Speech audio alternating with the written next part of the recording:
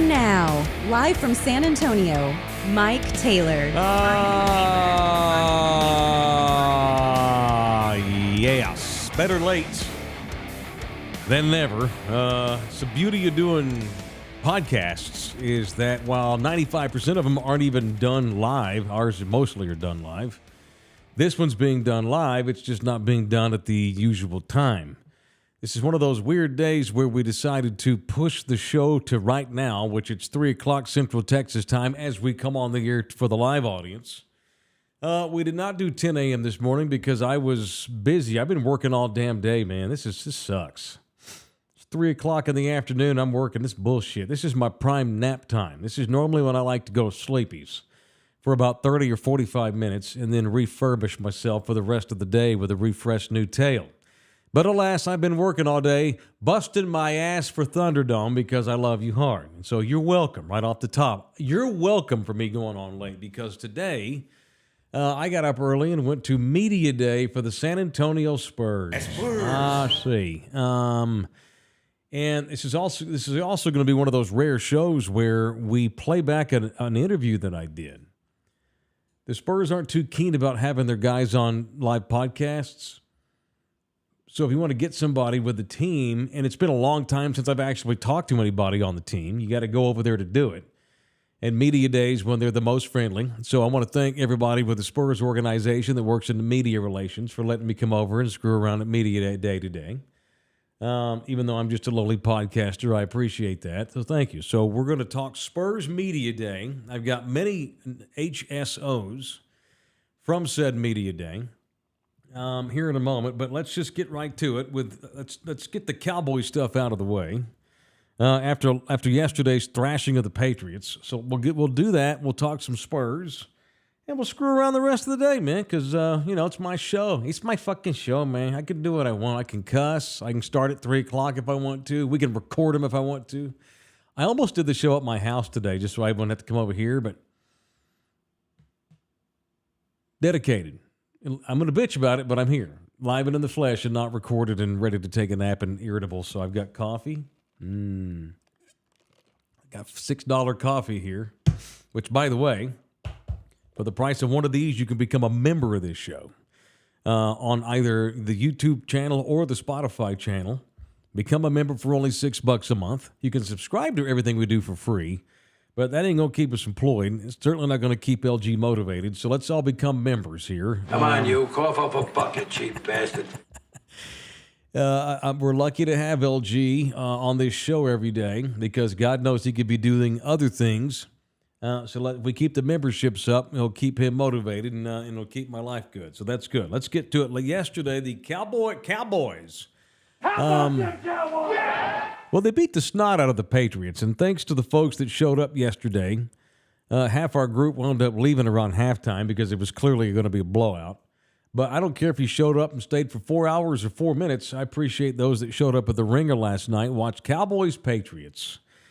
And it did not take very long to realize that early on, it didn't take long at all. It was early on in this game where I thought, 15 Cowboys are going to have to drop dead here on the field before the Cowboys lose this game. There was no way that the Cowboys were going to lose this game based on their motivation level, how well they executed, how fired up they were, motivation level, after what happened in Phoenix last week in which the Cowboys got embarrassed by no-showing against the Cardinals. So you figured the Cowboys were not going to come out and lay an egg like that 2 weeks in a row, and certainly not back at Jerry World. And so you get max Cowboys effort, and then you get a Patriots team that I'm not so sure. I mean, they quit on Bill Belichick yesterday. They did. Well, certainly Mac Jones, the shitty quarterback for the Patriots. I cannot believe that kid was a Rookie of the Year candidate his freshman year in the NFL when he came out of school from Bama. I thought Mac Jones might have had a chance to be a solid quarterback for a minute in the NFL. That dude is done. He did not. I saw a guy yesterday that did not want to play. He was relieved when the Patriots took him out. When Belichick yanked his ass and put in that kid from Victoria, Bailey Zappi, Mac Jones literally had a smile on his face when he fist bumped Zappi. Mac Jones wanted to be anywhere in the world, probably mostly Alabama, but he wanted to be anywhere in the world besides that game. He was a complete no-show, total shit the bed, the least competitive from that position, the quarterback position, that I've seen in a long time against the Cowboys. That was a disgraceful performance. That Giants game on opening night was 40-0 Dallas. But I would put that Giants team that showed up that night up against this Patriots team, and the Giants team beats that ass. That Patriots team was a complete no-show, and it makes you wonder why Belichick is still doing this. Maybe he's just chasing the guys ahead of him. Who's ahead of him? George Halas, I want to say, is ahead of him. And then the all-time winning leader is Don Shula. And they showed a graphic yesterday during the game. I think Belichick's like maybe 18, 19, maybe 20 wins away, I want to say, from becoming the all-time wins leader in NFL history. Maybe he's chasing that. If he's 20 games short of catching Don Shula with Mac Jones as your quarterback, it's going to take you 10 years to win 20 games at that rate. That's awful. That's piss poor by New England. And so you put those things in the pie, and it was clear that what Cowboys were going to win the game. It was just a matter of how much by. Could they keep everybody healthy? And could the offense improve? And it was so bad. I'm not trying to poo-poo on the win. God knows the Cowboys needed it, because had the Cowboys lost yesterday, facing back-to-back road games the next 2 weeks in San Francisco this Sunday night, and then at L.A. against the Chargers the following Monday, they'd be staring to it. First of all, they'd be feeling totally shitty about themselves, having lost at home to the Patriots to drop to 2-2.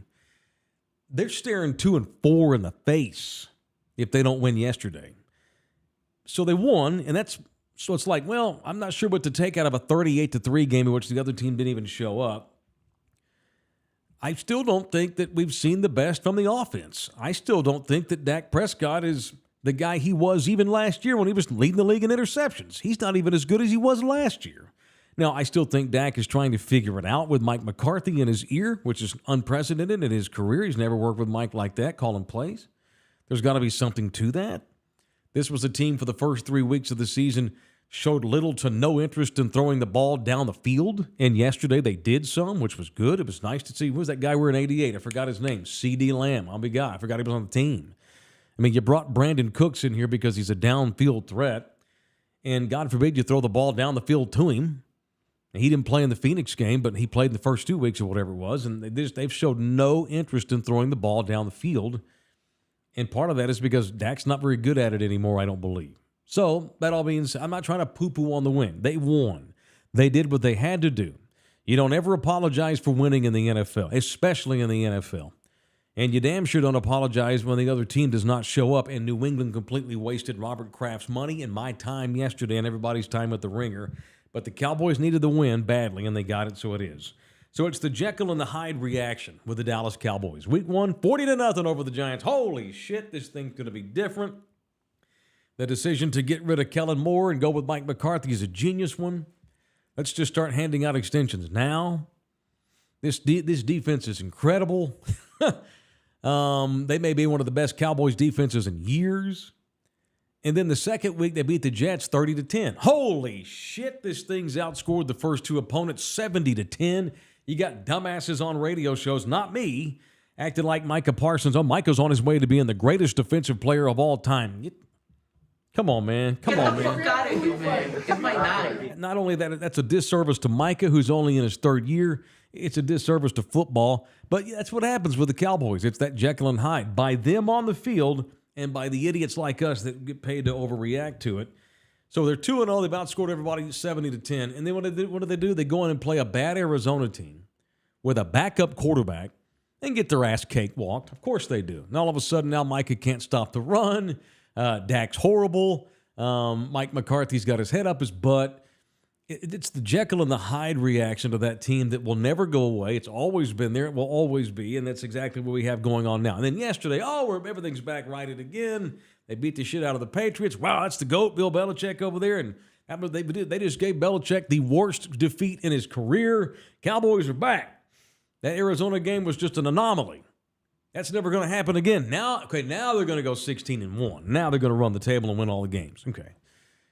And they play San Francisco Sunday night, and they might get their ass beat. So that all that being said, they needed a hard fart win, and they got an easy one in a destruction of the Patriots, and that was good to see. I'm not trying to be a jerk and be negative. I just don't know all you can take out of that yesterday other than they needed a win badly after what happened in Phoenix, and they got it. Did Dak get better? No. Did they throw the ball down the field some? Sure. Try doing that against San Francisco's secondary that's going to show up ready to play on Sunday night. Was that just a one month thing for the defense in Arizona, and that's the real defense we saw yesterday? Hell, I don't know. It's hard to tell right now, which is why I've been adamant that the Cowboys needed to get off on a good start with a shitty schedule, and they should be 4-0, and they're not. Because you play Daniel Jones, who I like Daniel Jones, but he ain't elite. Then you get to go play Zach Wilson because Aaron Rodgers is hurt. Then you get to go play Joshua Dobbs because Dallas' own Kyler Murray is hurt. And then you get to go play the worst, most non-competitive quarterback I've ever seen in Mac Jones. And you need to be 4-0, but they're 3-1. It is what it is. So what have we learned 1 month into the Cowboys season? We've learned that they're pretty good. Just like I said before opening week, they have a solid quarterback. They have an above-average defense that may be top 10 in the league. They have questions at offensive coordinator. They have questions at offensive line because none of them can stay healthy. We have not seen the same starting five once in over a year now. It's really Groundhog Day as far as what I've seen 1 month into the season. I need to see this thing play somebody who's decent because they've not played anybody decent yet. They've not played, and I still think the Giants are going to be good before the season's over. I do. So I take I take that back. The Giants are decent, but then they played three shit teams, and they're 3-1, and that's fine because that's about what teams like the Cowboys do. They play crappy teams. They get a nice easy cushion of the schedule. And they should go 3-1. They may go 1-3 in the next 4. So if you got the 49ers in San Francisco Sunday night, then you've got to go back out to the West Coast to play the Chargers the following Monday night, and then you have the bye. At this point, everything considered, I would like to just get a split. And I think that they'll feel real good about themselves if they're able to go into San Francisco with the recent playoff demons they have in that ballpark, with as well as the 49ers are rolling right now, to go into their Sunday night and get a win, okay. Maybe they are going to be a little bit better than they were last year. But what I've seen in these first 4 weeks is they're the same Cowboys we saw last year. A team that will challenge for the division title, should anyway, provided Dak doesn't get hurt. A team that is absolutely capable of winning a wild card game, as they did last January. And a team that's probably going to get out-coached and out-quarterbacked week 2 in the division playoffs and probably lose. And that's exactly what we've seen this first 4 weeks. It's the same Cowboys team, but you got to play them. And in the NFL, God knows what can happen. Lord knows who's going to get hurt tomorrow. God knows who's going to have a contract dispute. God knows who's going to have issues. Doesn't matter, whatever. Lord knows who's going to be a surprise team. Lord knows who's going to fail to show up. It's the NFL, man, in which 25 of the teams are all the exact same team. All right, show brought to you in part by R&R Auto Glass. The folks at R&R will take care of you quick. If you've got damaged goods as far as windows and cars, whether it is the front windshield, the side windows, the sunroof, whatever it may be, they will fix it quick at R&R. And what I mean by quick, I mean today. Now, it's late in the day, but you get that thing in there in the morning, you ain't going to be there past lunchtime, guaranteed. They're fast. They have a huge inventory. They're Poodle San Antonians, and they're Thunderdome. You go on there and get your glass fixed at R&R. Don't forget to mention us, and they will give you a discount. Go get the Taylor Especial at R&R Auto Glass at 210-340-2588. They're right there by the airport at 281 in Tacoma, 210-340-2588 or rnrautoglass.com. It is rnrautoglass.com. Okay, now to Media Day. I was highly interested in the Spurs today for the first time. I've been interested in the Spurs for about 2 months. And admittedly, sorry, I was taking a drink of coffee. I was joking with some people that work for the team today because they were joking like, What's your name again? Ike? Ike Sailor? No, it's Mike. And so I got a little shit from some folks that work for the team because I've not been over there in God knows how long. It's amazing to see how people age when you don't see them for a minute. Rando media people that write for papers and do broadcast and stuff, and you go 2 or 3 years and you don't see them because you don't want to go watch terrible basketball. And then all of a sudden there's reason to go back out there, and we can see that we've all aged some, which was kind of funny.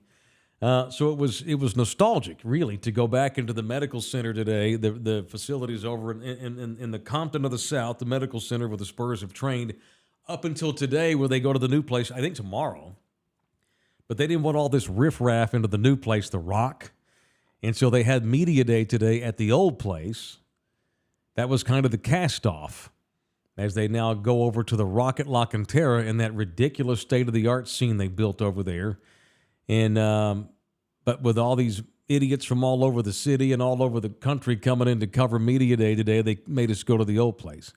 Have you read up on the new place, by the way? The bells and the whistles that are there? No, but I've been to the dog park that's outside there. Okay. The Coyote Dog Park. You took Ellie to the Coyote Dog Park? Yeah. Oh, that's cool. It's all right. Dude. It's getting overrun now, but it was all right when it first opened. God, people not picking up their shit. Exactly. Of course. Dude, at some point we got to get over there. I got to get you in there with me to go see the Rock. I've not seen it. I've read about it. Pop was saying today that he's like he was like, seriously, I could live there. Like, he's even thought, it's like, why not just move in here? It's so nice. It's basically like a gigantic resort. There's no reason why I shouldn't just start sleeping up there, because I can wake up and already be at work. I don't have to drive anymore. It's so nice. It's so just innovative. And I can't wait to go in there and see it next week when they move into the Rock. But speaking of Pop, it's funny, I've seen Pop eating food at Bliss a couple of times this year, but I hadn't been up to the facility and seen Pop in a minute. And he came off today. He's the same old guy, in the head, except for one huge notable. He was really mellow today with the media. The only people he was short with, the French media. He was surly and one-word answers and death stares into the eyes of the media guys from France. I found that interesting. Au contraire, bonjour. He was way mellow with the American media that I've never seen before. Maybe it was just a media day thing, and as soon as we get into the actual regular season, he'll turn into a horse's ass again. But he was very mellow, giving long answers. Cutting it up. Some nasty. He was cutting it up with local media hacks, and it was interesting to see. But then he was his old self with the French media. And at one point, because I was standing over behind, like they had these chairs set up, and I had a seat at one point, and then I got tired of sitting, so I got up and stood in the back. And you could hear people like whispering, "Gosh, he sure is being mean to those French press." And I'm like, I know, because it's like these guys barely speak English. Because one guy asked Pop today, he's like, "Pop, can you tell me," oh my God, shouldn't be doing this, but F it. "What did the difference between Wemby and training camp, and how you will coach Wemby in the championship?" In the championship. Okay, this guy's clearly very French. He just got to town. He's probably shocked that it's 90 degrees in October. And he didn't mean championship. He meant regular season. He meant to ask Pop, how will you coach him differently in preseason versus regular season? Which is not it's not the best question, but it's fine. It's a legit question. It's not the best. How will you coach Wemby any differently from this training camp and then the championship? And Pop looks at him and goes, "I don't know." That's it.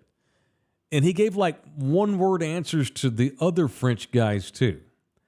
Like, Pop, these guys barely speak English. Okay, maybe they're not the best at asking questions in English, but you know what they mean. So I have a theory on this.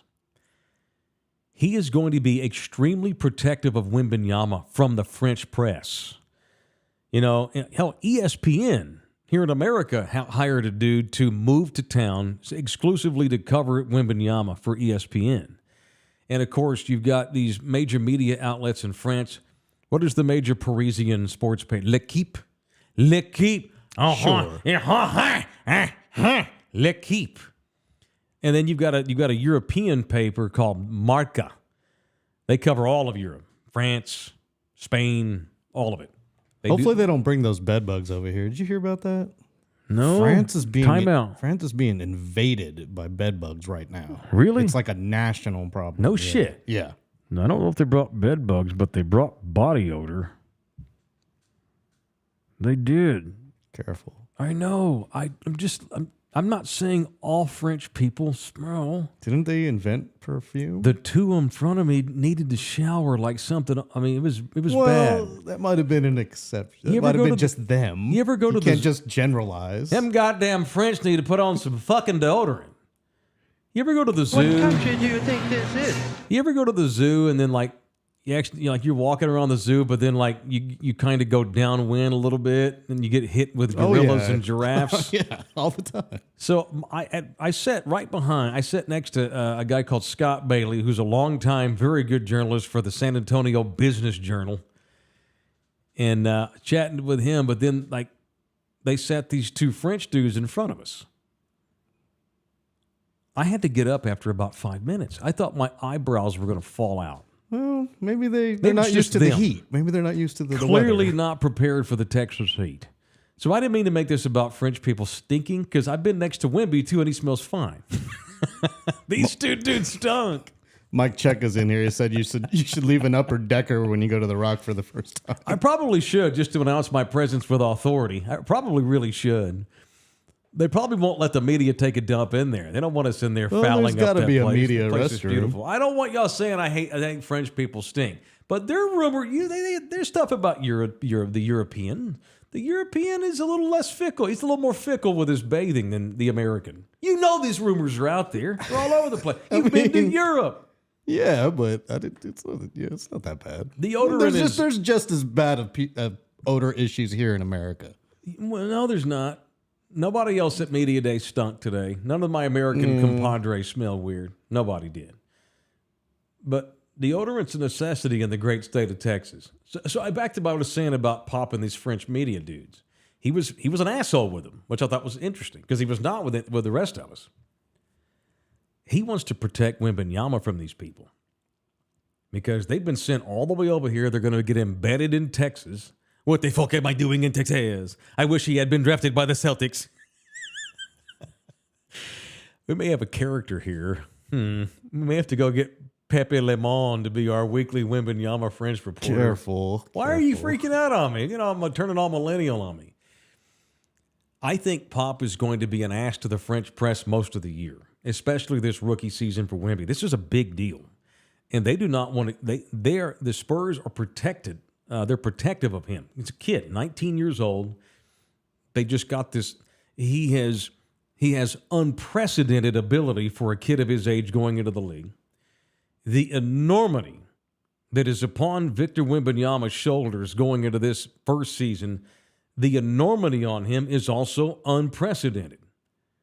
Because whereas LeBron came in with massive hype, only America knew about LeBron at that time. Wemby is already worldwide known. He's already a global phenom. There is an enormity upon his shoulders. Not only to prove that he can be the amazing ball player in the NBA that we all want him to be, but there's the weight of being French and knowing that back home, all of your countrymen want you to be this dude that he's supposed to be.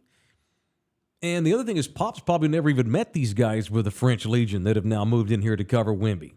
You know, when I first moved to town in 2007, every once in a while there'd be a French guy in town to cover Tony. But it was only every once in a while. Now, once you get to the NBA Finals, the whole world's covering that, and that's different. But to have these guys embedded on a day-to-day basis, I don't know that I don't know. I wasn't here when Tony was in Tony's first 5 years in the league. I wasn't here. So I don't know if the French press covered Tony on a day-to-day basis. Sure, I bet they did not, because Tony didn't have the hype. Tony was not this heralded, obviously. Wemby comes in here with all the expectations are, I don't know, go to the Hall of Fame. That's your expectation. Win multiple championships for the Spurs. Those are your expectations. Good luck. So there's several French guys that were there today. I don't know how many of them are going to stay. Maybe a few of them are going back home.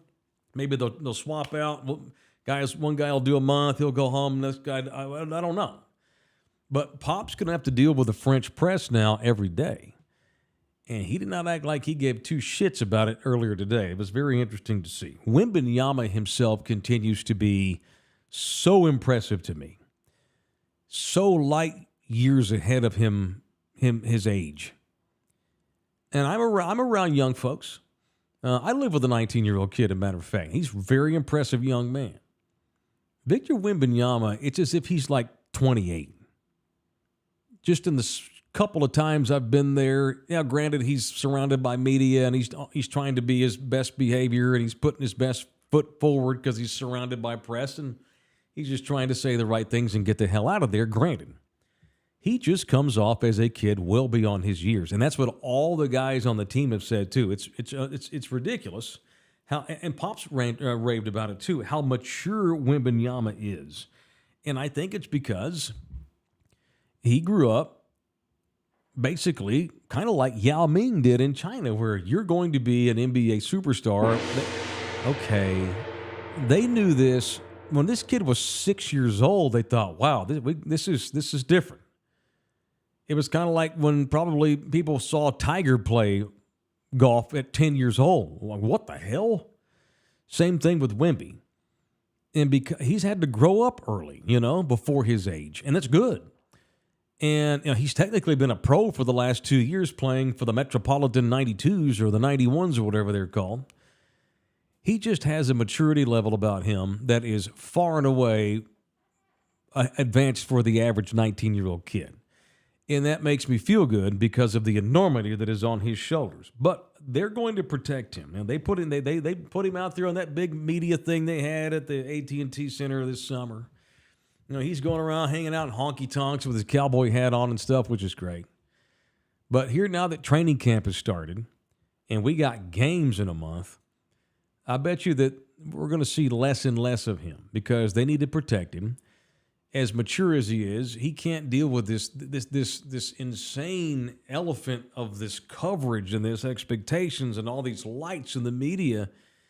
First of all, the Spurs hate it anyway. And he doesn't need to be dealing with it all the time. So I bet you he goes rogue. I bet you he goes underground here a little bit. No question there was a fresh air in the room, the French press notwithstanding. There was a fresh air. You could tell it was palpable. And now, granted, I've not been in there in a while. But even people that have gone in there every day, like I've got buddies that work in the media that have covered this thing every day for the last couple of years with them being horrible. They all admitted, this is so different. It just feels different. It smells different. There's just a different vibe around the Spurs because of Wembanyama and because of the new expectations. And not just because of Wemby, but because everybody else on that roster who has busted their ass to get better and develop, and now they get to play alongside Wemby, which just a domino effect should make everybody that gets to play decent minutes for the Spurs better. And so there's this new air in the room where it's like, wow, okay. We're gonna get good. It's working out great. We may do some winning here pretty soon. And so you can tell that the team, the guys on the roster, they feel like rejuvenated. There's a hype that they had that they haven't had since they've been with the Spurs, these other guys. But there's also this other tension too. And I'm leading up to my little one-on-one that I did today, which we're going to play the audio for you in a moment. There's also a tension in the room. If your name is not Victor Wembanyama, your future as a Spur is not guaranteed. Granted, they love Devin Vassell. They love Keldon Johnson. They love Jeremy Sohan. They like my boy Tre Jones a little bit, and they like everybody else. They like Zach Collins. They like their roster.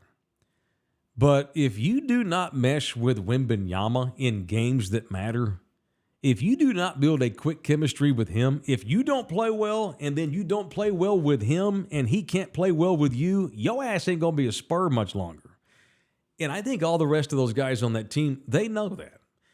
And it's funny because today the way they rolled it out today was we had the podium part where they have all the assembled chairs and you've got the table with the mic and the logo behind that y'all are all used to seeing on TV. And then they had like guys off on the side, like, worker bee players that were like doing one-on-ones and stuff. The podium today, we had Pop first, and then we had Devin Vassell, my guy Devin Vassell, who I love. Sohan was up there. Wemby was on the podium. Keldon Johnson took the podium, and Zach Collins took the podium. That was it. And I thought that was funny because the one guy on that team, outside of Wemby himself, that I believe may have the most pressure on his shoulders is none of the guys that they ran out there on the podium. The guy that I think has the most pressure on his shoulders is Tre Jones, who signed a 2-year extension, a modest 2-year extension, with no guarantees other than the money, $20 million, which is not bad for a 23-year-old kid. So he's played for, he won 2 state championships when he was in Minnesota, playing high school ball in the Minneapolis-St. Paul area, was Mr. Basketball in Minnesota, played for Coach K at Duke. Now he's the starting point guard for the Spurs. So it's not like this kid, he's not in awe, but there's no question. And here's the other thing. He's the only true point guard the Spurs have. So they're putting their faith in Tre Jones here, at least at the start of the season, and he's got to make it work, and he knows that. There's a shit ton of pressure on Tre Jones, who's just a 23-year-old kid in his right. So today, I chatted up with Tre Jones today on the side, and only I had a pass, so unfortunately DJLG was not there to video it. Lawrence tried to get me to hold my phone like this, but I just felt like a dumbass trying to do that. And we had a 7-minute conversation. I can't hold my phone for 7 minutes. That's why I asked if you had a tripod to set it on. No, I have a little tiny one, but I would have had to hold it up. This kid's 6'3". Yeah, okay. It's a tiny tripod, but it's my tripod. Damn it, I own it. I know how to rock. I know how to work. You couldn't put it tripod on a table or something? No, dude, because they had it standing in the middle of the court. Right. At one point, Chris Davis, one of the Spurs media dudes, walks over and goes, "Mike Taylor," like real loud. I'm like, "Hey," and he's like, calls me over. It's like, "You want to do Trey now?" I'm like, "Yeah, cool." And they walked me over to literally center court of the practice court, and that's where we stood. So there was nowhere to sit, dude. It was just kind of like I had to wait around for my turn, and when they were ready, and you got to go. Well, you should have told Chris. I'd be a lot better if I had a damn cameraman. Well, I thought that. For sure. I was thinking it, and I tried to telepathically tell him that today, but I don't know if he heard it. But nonetheless, I was there by myself, and so it's a miracle we even got any fucking audio, honestly, with my ass in charge. That's true. So I rolled audio. We don't have video, so we're going to play some fun highlight. LG's got a fun highlight package or something up here of Tre Jones. I like Tre Jones. He's a fine dookie, and he's played for Mike Krzyzewski and Greg Popovich. So we talked about the pressure on him with Wemby, being a new family man, being a new husband, living in Texas. It's me and Tre Jones from Media Day earlier today on Mike Taylor Live. You're one of the few people on earth that have played for Coach K and Greg Popovich. What is that like? Right. It's a blessing just to be able to play for 2 of the greatest coaches to ever coach in the game of basketball, and even coaching sports. Learn a lot of things from both of them. Mm-hmm. They're very similar in their military background, which means that they're kind of mean. I was gonna say something bad. They're hard, right? Yeah, they're definitely a little harder though. Mm-hmm. A little more old school with how they teach things and everything. But obviously it's worked for both of them in their careers, and so But like I said, it's a huge blessing to be able to just play for Coach Popovich after coming from Coach K. Yeah, it's funny because we're so used to Pop being kind of that grovelly old dude, but lately he just kind of seems more mellow in his body language. He's in his 70s, but with you guys in the room, like in practice and stuff, is he still just that hard ass like we all used to remember him as? Like he hasn't lost that fire, I hope. No, he definitely hasn't lost that fire. That's cool. Yeah, he's as competitive as ever. Mm-hmm. Obviously, we hear stories about him, being a little crazy back in the day, and I don't know if we'll really see those that side of him, but he's definitely still just as fiery I can imagine he was back in the day. Yeah, but he probably realizes he's old enough to be your great-grandfather, not just grandpa, but like great-grandfather. Yeah. So you can't be telling a bunch of dudes in their 20s, you can't call them MFers. Not yet. I think once y'all start winning a lot, then y'all, that's my prediction. When y'all start winning a bunch, hopefully soon, he's going to start cussing people out because that's how he is. Right. Was Coach K like that? When things were good, that's when he was the meanest? Yeah, for sure. That's when you had to get on us, the hardest. Make sure we weren't loosening up or anything. Yeah. But yeah, that's definitely how Pop is. We'll have a good first half or whatnot, and he'll be on us hard at halftime to make sure we're not losing that side of us that we had. Dude, you ready for all this? This is different now. Like, I've lived here 20 years, but I have not been to Media Day in 2 years. And I'm sorry, man. I'm like one of these idiots that have showed up out of the bushes because, oh, wow, Wembanyama's here. You've played on big stages, man. Are you ready for this hype that's going to be this first year with Wemby? Yeah, for sure. More than ready. This Cool. is what this is what you work for. Obviously, the last couple of years haven't gone as we like, but it's just part of the process. We've been in here working. We're young, continuing to grow, continue to get older, go through a lot of different experiences, and obviously being able to add Wemby and a few other pieces this year will really help us. And our team, and we'll continue to just grow more and more together. You've had a hell of a year personally. I checked out your Instagram page when they said that I was going to talk to you. When'd you get married? I got married on June 30th. Oh, congratulations, dude! You did it like me. You had the kid first. Yeah, I did. Yeah, I did. How old's your kid? She's 2. She'll be 3 in December. That's fantastic. Yeah. So now that it's like official and you're married, how's that? It's been amazing. Cool, man. Not a whole lot of change. Not that you're going to say it sucks on record if it does, but I'm sure y'all are in that new stage though. Right, it's got to be nice. It's a new stage of married life, and obviously it was a big summer, so we're a lot to celebrate. Her last name was Torres, right? Correct. I'm trying to get all in your business, dude. But in San Antonio, I see Torres. Yeah. Is she from here? Where'd you, or you meet her somewhere else? Actually, met her at college, but we're both from Minnesota. Okay, she's Minnesotan too. Yeah, okay, very good. She's Puerto Rican. So, very good, very good. She has a little Hispanic background as well. Okay. So she loves it here. Okay, so how did she get to Minnesota? I guess just one side of her family is, one side grew up in like New Jersey or something, and the other side was Minnesota. Yeah. And then we just met at college. You're a young dude, so it's like everybody from Minneapolis, that area, St. Paul, it's like, ooh, have you been to Paisley Park? Are you a big Prince fan? I mean, I guess the answer is obvious, but you're only 23, though, so are you a legit Prince fan? Or have you been to Paisley Park? I've never been to Paisley Park, but I am, of course, a Prince fan. That's I think the best talent we ever had come out of Minnesota. Like for overall entertainment, for sure. Everything, Yeah, sports, for sure. It doesn't matter. Overall entertainment is definitely the best thing we've had. Very good. So 2 Minnesotans living in South Texas, though. I'm sure you want to stay for a long time. Keep her happy, right? And you just keep getting new contracts. Y'all want to stay long term, I'm assuming, right? Yeah, for sure. Of course, we love it down here. It's a great city, especially for our family. Cool. It's a big city, but I feel like the community and how people are here and everything, it's just like a family city. And we love the winters here. It's much better than Minnesota. For sure, for sure. A lot better than Minnesota. Our daughter loves it, though. She gets to swim all the time. She loves being in the pool. She's made a lot of new friends at her daycare and school and everything, so she loves it. I asked you, Trey, earlier if you were ready for all this madness. So Wembanyama is here. And I don't think there's anybody with more pressure on him than you, dude. You're the only point guard on this damn team. How has it been getting to know him, working with him? How's it coming along? Because he's just a kid, and you're like the old man now. So how are you two getting along? Right. It's been going really well so far. Good, man. Good. Obviously, we all see how he is as a person. He's really humble, real down to earth, real easygoing. So it's easy to communicate with him on and off the court. He knows the game really well, though. He's extremely smart and intelligent on the court.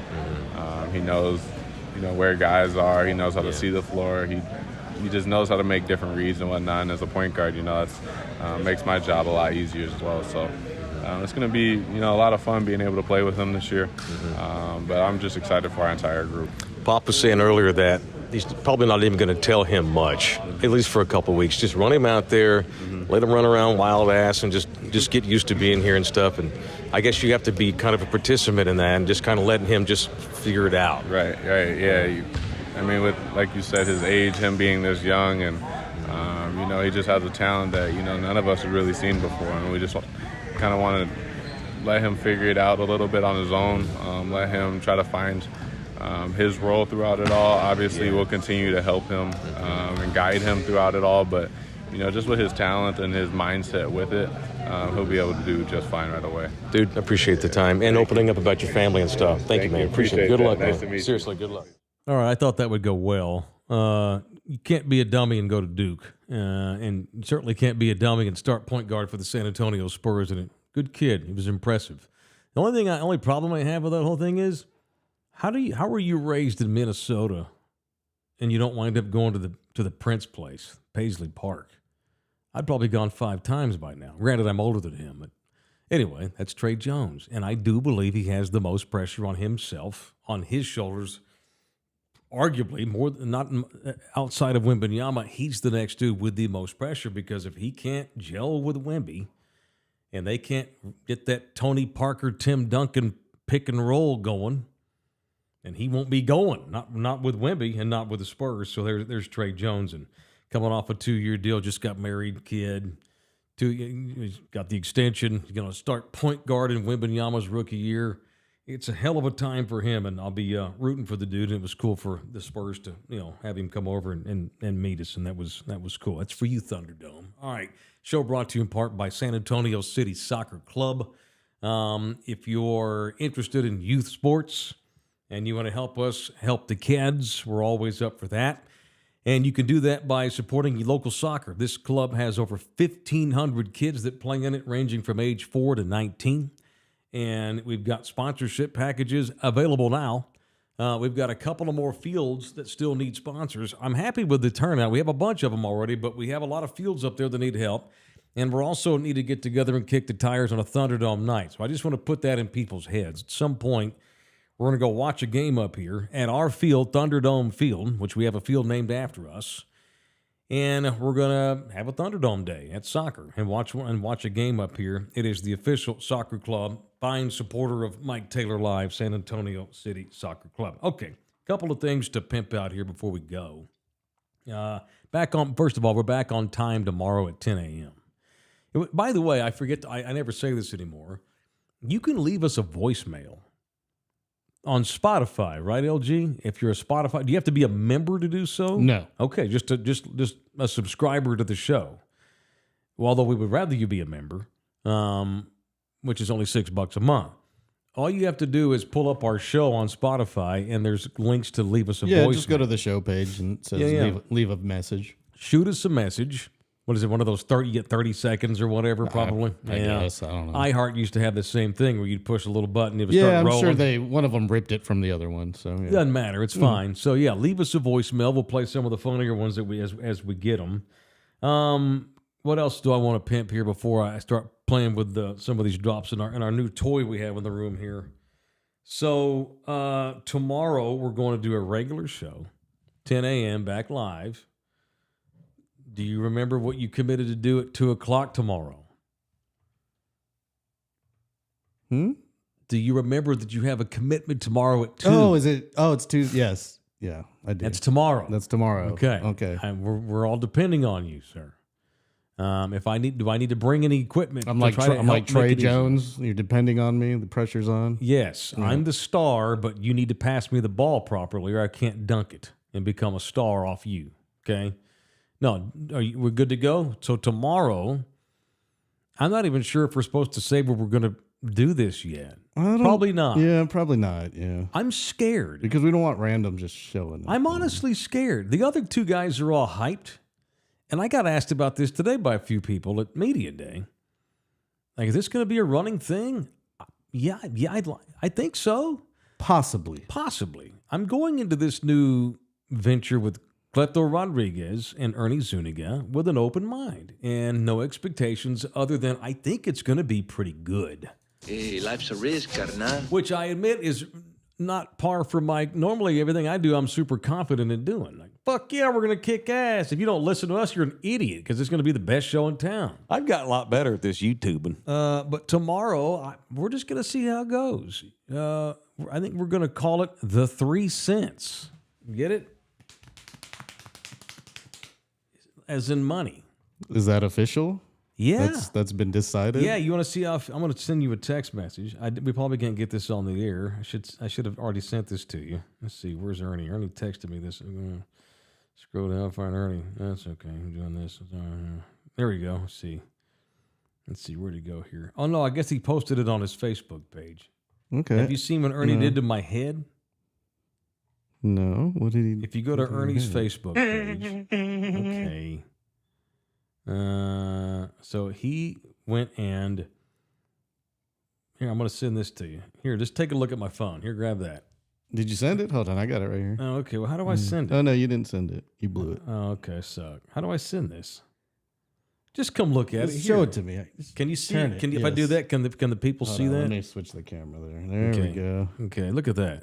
Okay. He put they put you on some pennies. He put our heads on pennies. Okay. See, that's pretty cool. And I think it says 2023 on it for the year.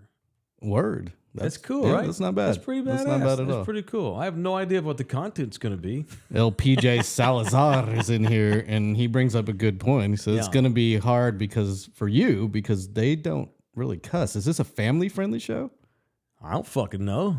I don't know. They wouldn't have they wouldn't have asked me. Are you going to try to bring stuff out of them, like cussing or... We'll see. We'll have to wait and see. Well, my goal is to make Ernie uncomfortable without That was my goal him. when he was in the room. Make him uncomfortable without offending him. And I have found out I'm hung out with him a little bit now. And he's not like some high mighty dude. He doesn't want to be treated like he's I'm just appalled to hear the word darn. That's not him. He doesn't want that on him. He's probably not going to cuss much because he has a better vocabulary than I do. You know, and he's a longtime journalist. He's a newsman. Should be interesting. And I'm not. Should be interesting. And then it's either going to be great chemistry or it's going to be too many cooks in the kitchen. Yeah, I know. We may have to kick Cleto out after day one. I don't know, dude. Or me. I don't know. So me and Cleto and Ernie are going to do a thing tomorrow, and we're gonna do it live at 2 p.m. tomorrow, Texas time. LG is in charge of all the technicalities, so no pressure on you. So tomorrow, we got 10 a.m., Mike Taylor live, and then at 2, I might even have, maybe I can get Cleto to come on tomorrow and just pimp it out, talk about what to expect. I really don't know what to expect. We're going to sit down, we're going to start talking and see how it goes. And if it has a decent response and people care, maybe there'll be a second show. That's my expectation, to have none. Then you can't get disappointed. Yeah, you set the bar low, and then anything that happens is just awesome. Absolutely. But honestly, I think the reason why I'm kind of pussyfooting around here talking about this is because I'm quietly confident. I think it's going to be pretty good. I think our chemistry is going to be actually pretty good. All right, what else today? Show brought to you in part by Live Oak Vodka, the official vodka of Taylor and Thunderdome. I drink Live Oak Vodka whenever I drink vodka. I had vodka over the weekend when we were at the Ringer Pub. A little vodka. Put a little vodka in there and it tastes a lot better. That's what the 40-year-old coach said one time when he had a Slurpee, I think, or he had like a slushie or something from like Sonic.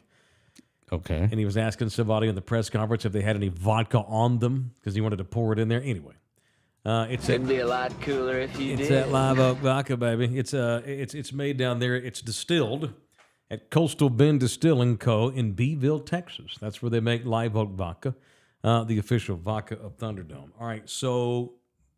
have I ever asked you if you play golf? I took golf in college. Okay, but so you've swung. Do you have clubs? I do. I have clubs, yes. Okay. Yeah. Old, really, really old All right. clubs. Do you want to play? Nope, you don't have to. Do you want to play? I'll stop you there. No. I'll be your caddy. I'll do some caddy stuff. Can I dress you up if you're my caddy? I would only expect it. You're my little Asian buddy. Yeah, let me dress you. I would refuse to do it if we didn't dress up. Yeah. So I want to look like, an old school, like 1920s golfer with like Argyle socks. There you go, exactly. Fuck yeah, dude. All right, we'll get it. We'll get it out. I obviously have to have a caddy if I'm going to play, and I am going to play. So count on it. On the 30th of this month, God, it's already October. October the 30th is the annual Gary Rich Golf Tournament benefiting the Kendall County Women's Shelter, which doesn't just serve Kendall County. That shelter takes in survivors and victims from all over South and Central Texas. It doesn't matter where you live. If you seek shelter there, they will take you in. And everything that they do at this shelter, and those of you who have listened to me for any length of time, you will know probably that I have a very warm spot in my heart for women's shelters. I once lived in one for about 90 days when I was a kid. Nina works for the Kendall County Women's Shelter. I should have her on soon because she'll do a lot better job promoting this than me.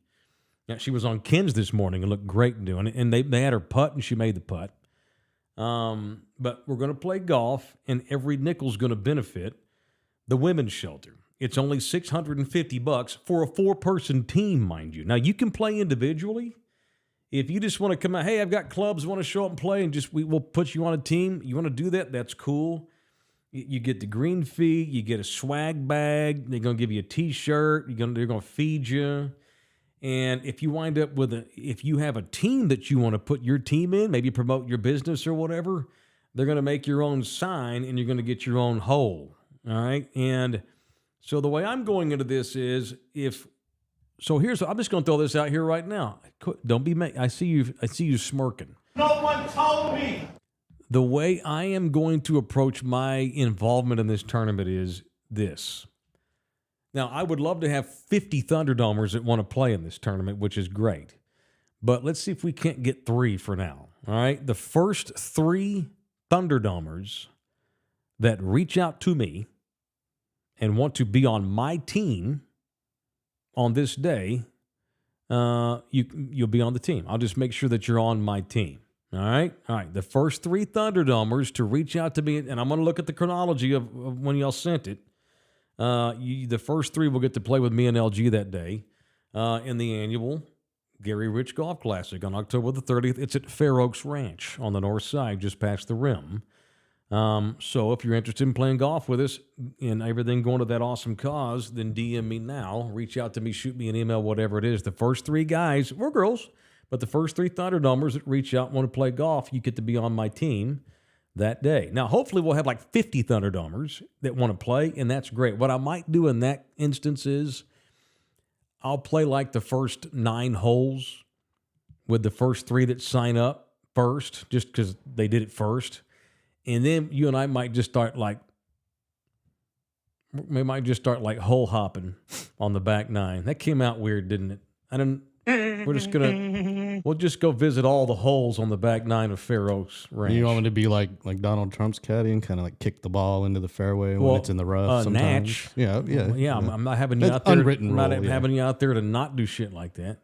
I'll get mad and throw a ball if it's in the rough. I'll just get and throw it out. You go all Happy Gilmore with it and break your club. Maybe. So So the first 3 people that reach out to me right now will get to play with on my team on that day. And hopefully we'll have a bunch of Thunderdomers, like more than 3, and then we'll just like start hole hopping around. Or maybe we'll get tired, start drinking beer like at the turn, and then you and I will just chill on the 10th hole and just greet Thunderdomers as they come through, right? Or everybody that comes through. So that anyway. Is this one of those tournaments where they're going to have like booze at every hole or like something to eat at every hole? Oh, okay, yeah, I'm totally in for that. We'll have the cart girls driving around where you can buy booze and food and stuff, but they're going to give you a free lunch, obviously, just for playing. But yeah, they'll have the whole bit. They'll have the whole course. You had me at free lunch. Yeah. Well, they got beer. Yeah, we're going to get shit faced by the 5th hole probably. It'll be a good time. I don't really drink anymore, but it's okay. Well, bring your weed. We'll sneak it into Fair Oaks. We can put it in your bag or whatever. And I need you to be my caddy because you know why I really need you to be my caddy? I don't have clubs anymore. Oof. So I need to borrow your clubs. You're right-handed. My clubs are kind of antique. So I don't care. You think that makes it better? Are they all like woodhead or what? My woods are made out of actual wood. Yes. Are they near and dear? Are they sacred? Yeah, they are. They're my dad's clubs. See, dude. See that. I do have a driver and a putter. Okay. Can you get through the courts with just a driver and a putter? I mean, sure. Why not? And a wedge. I'll give you a pitching wedge as well. 3 clubs. It'd be real easy for me as a caddy to help pick the clubs That would be a funny bit. You treat it like Frisbee golf. You have a putter and a driver and a mid-range. Yeah, see, I don't want to play with your dad's entire set, if indeed that means something. Maybe I'll rent clubs. Dale doesn't have some clubs for you? He's a freaking professional golfer. He's probably going to be playing. Well, he probably has more than He's one got a set. backup set. Yeah, Dale, you got a backup set. Anyway, I need to borrow some goddamn golf clubs. So who wants to play with me? Maybe I'll just use the dude who plays. Some dudes are really weird about their clubs. I don't give a shit. I'll just rent some at the club if I have to at the course when we get there that day. Anyway, so it's the 30th. That's a Monday, I want to say. Yes. What's Halloween on this year? Tuesday? I think it's a Monday. Pull up the calendar. Yeah. So yeah, Monday. Okay, and we probably have to be out there in the morning, so probably no show that day. Although we can post some stuff on social and whatnot. I'll get back to you on if I'm going to be in the country that week. Talking up all that shit, and now, dude. That's around the time where I'm looking to make some moves, so we'll see. Starting that Monday? Starting the week before that. Oh, well, you'll be back. Possibly. Or are you going to quit on me? Well, I mean, I need some time. See, people ask me all the time, Mike, how long are you going to do the podcast? And I'm like, as long as I have LG. Because God knows when he's just going to decide to leave the country forever, which is highly possible. You've got a dog. You got to come home. Sunburst Gymnastics has some clubs for you. Oh, yeah? Okay, cool. I'll take it. I appreciate that. By the way, we already have a team. Sunburst Just like that? Yep. Sunburst Gymnastics is and because you know what? Because he's the first to sign up. He bought an entire team. And because Nate at Sunburst is the first Thunderdomer to step up and buy his way in, we're on his team. That is. Now we only need 2 Thunderdomers. That's it. Me and Nate and LG, provided LG shows up. But he won't count anyway because he's not going to play. So me and Nate need 2 more Thunderdomers to sign up right now that want to play golf. Reach out to me now, and I will make sure that you're on me and Nate's team representing Sunburst Gymnastics and all Thunderdomers everywhere. All right. Thunderdome has a good question about what platform we're going to be broadcasting this thing on tomorrow. And your YouTube channel for sure, but we need to talk about where else it's going to be broadcast. Well, I would imagine Ernie's going to stick it on his Facebook page. All right. That's what he puts. So he puts pickup lines on his Facebook page. His Facebook is massive. So we'll do your YouTube and his Facebook, and we'll see where else we can. Well, Cleto has social media, obviously, right? Cleto's yeah, got but stuff. we're coming across limitations. Technically now. Oh, okay. Yeah. Well, why don't we stick it on our YouTube channel and Ernie's Facebook page and go from there? Can we not put that on? Can we not put that on our Spotify page? Spotify doesn't do live. Those sons of bitches. Well, we can post it later on. Yes, yeah. We can't go live. Okay, we just can't go live. Okay, so live it'll be on the YouTube channel and we'll stick it on Ernie's Facebook page. And then after that, then we'll just post it all over the place. Yeah, okay, we can do very that. Very good. Okay, cool. All right, so 10 a.m. tomorrow for Ask Whip Tuesday. And then the 3 cents with me and Cleto and Ernie tomorrow too. All right, that's it. It's getting late, and it's way past my nap time. I love y'all hard. Thank you very much. I appreciate the Spurs for hooking us up. I appreciate Tre Jones of the San Antonio Spurs. Thank you to DJ LG. We be done. We'll see you boys up in here mañana. Sign up for golf. Sign up for golf. Reach out to me.